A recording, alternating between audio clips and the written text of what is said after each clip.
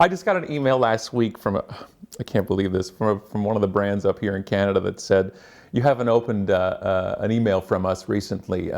You need to click here or you're out. Yeah.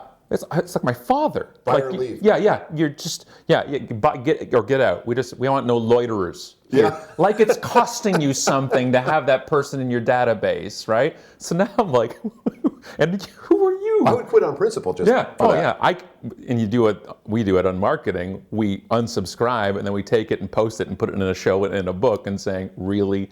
Yeah. Like, are you really? Look, we only have our autoresponder only allows 11 addresses. We only can have good people in there, right? Maybe up your plan. Get a little bigger database that you can allow. Let's talk about authenticity. I know that's a big thing for you. And what does that mean for marketers, for people that are trying to sell stuff? Well, I don't think authenticity anymore is a choice.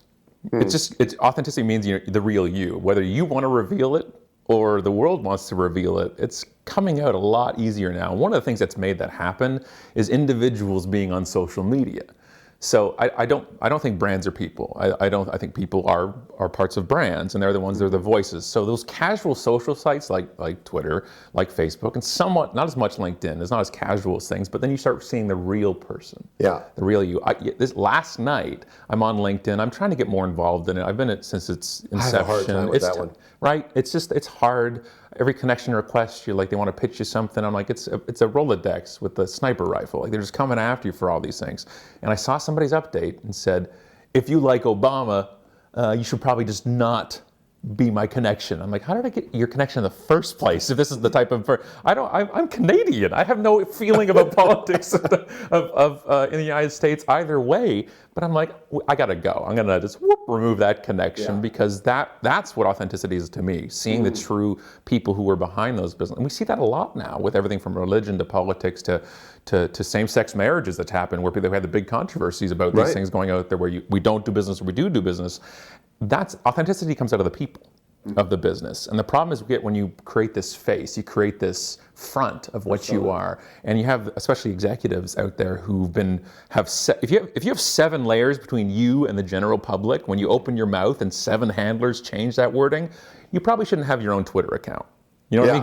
Because you think everything you say is great, and you think, well, no, I'm funny because people laugh. If the only people that laugh at your jokes are your employees, you pay them to laugh at you, right? It's not the same way around. So authenticity will happen whether you like it or not. You just got to be careful. It's like being a speaker, right? The biggest compliment I can get is people say, you're the same off stage as you are on stage, as you are on Twitter, as you are in books. You've got to have that. And for me, I'm lucky. That's just me. I don't have to prep for this right now. This is how I talk at home. Imagine how annoying I could be at home. This is how animated I get at stuff at home or hanging out with a friend in a coffee shop. That's consistent voice to me is authenticity. And when you have to say, we're talking to these people or these people, that's tough. Well, let me push that a little further, because I totally agree with everything you've said.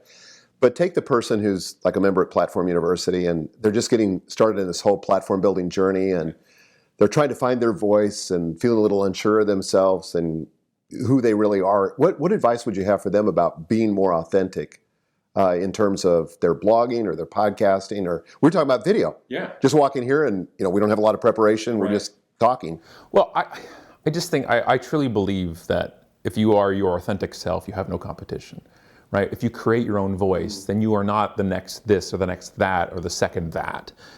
Only you have that unique viewpoint. Now, it's your choice how far you want to go. I have a rule about on the podcast or on social media. I don't talk about religion or politics. Yeah. It's something that you never go away from a conversation with somebody else that had opposite view. Nobody ever walked away and says, I see a new point of view now. Like, I feel good about that. It never ends that way. And it's like half the internet was built around those kind of fights. Right. So that's my line. But everything else I throw out there. And that's because the brand, I have an advantage here, is the brand is built on my personality. So, somebody working for somebody else is not the same thing. If you're new, people are scared to kind of pick a side. Yeah. The problem is picking a side is what draws you an audience, but they're afraid to polarize. Right. But you push some people away, yes, but you can't attract others if you don't polarize. I'm a firm believer of that. You can't stand on the fence. It hurts. It's not a comfortable place to stand, and who wants to listen to just the same thing? Right. And when I came up with people like, you can't do that. You can't, this just, why are you so mad? Why are you this? I'm like, because I'm passionate right? You're confusing anger for passion, and you should probably tone this down. I'm like, no.